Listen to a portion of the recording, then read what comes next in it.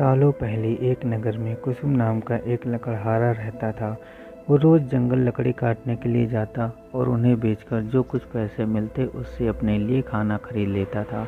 उसकी दिनचर्या सालों से ऐसे ही चल रही थी। एक दिन लकड़हारा जंगल में बहती एक नदी के बगल में लगे एक पेड़ की टहनियों को काटने के लिए उस पर चढ़ा। उस पेड़ की लकड़ी काटते काटते उस लकड़हारे की कुल्हाड़ी नीचे गिर गई।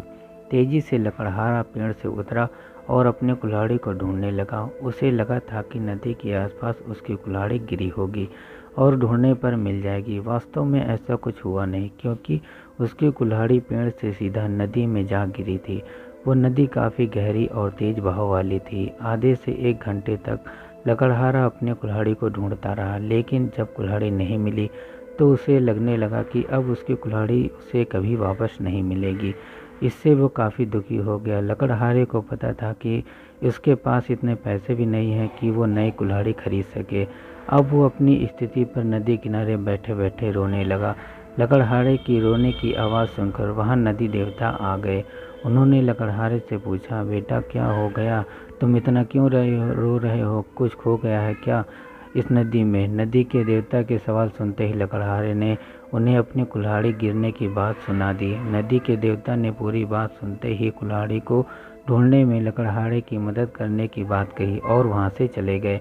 कुछ देर बाद नदी के देवता नदी से बाहर निकल कर आए और उन्होंने लकड़हारे से कहा कि मैं तुम्हारी कुल्हाड़ी लेकर आ गया हूँ।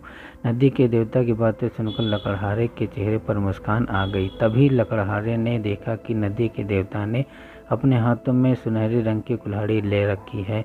दुखी मन से लकड़हारे ने कहा, यह सुनहरे रंग की कुल्हाड़ी मेरी तो बिल्कुल भी नहीं है। यह सोने की कुल्हाड़ी जरूर किसी अमीर इंसान की होगी। लकड़हारे की बात सुनकर नदी के देवता दोबारा से गायब हो गए।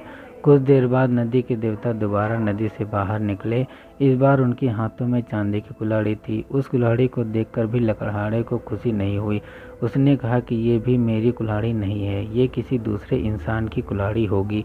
आप उसी को ये कुल्हाड़ी दे दीजिएगा, मुझे तो ये अपनी ही कुल्हाड़ी ढूंढनी है। इस बार भी लकड़हारे की बात सुनकर नदी के देवता फिर वहाँ से चले गए। पानी में गए भगवान इस बार काफ़ी देर तक बाहर आए। अब देवता को देखते ही लकड़हारे के चेहरे पर मुस्कान थी। उसने नदी के देव से कहा कि इस बार आपके हाथ में लोहे की कुल्हाड़ी है और लग रहा है कि ये ही मेरी कुल्हाड़ी है। ऐसी ही कुल्हाड़ी पेड़ काटते समय मेरे हाथ से नीचे गिर गई थी।